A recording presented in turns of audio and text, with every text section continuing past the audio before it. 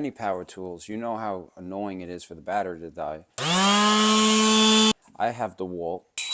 Oh, so I came across the 6 amp 20 volt max DeWalt replacement battery. So I'm going to test them out for you. Do a battery check. Oh, no, still full. I think I might break the drill before I break the battery.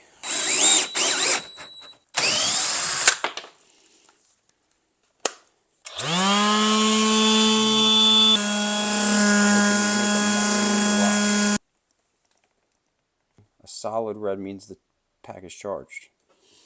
I'm good with it. Glad I picked it up. It clicks into all these, so Jesus, what a mess. Battery has overcurrent protection, overcharge protection, overvoltage protection, short circuit protection, and LED power indicator.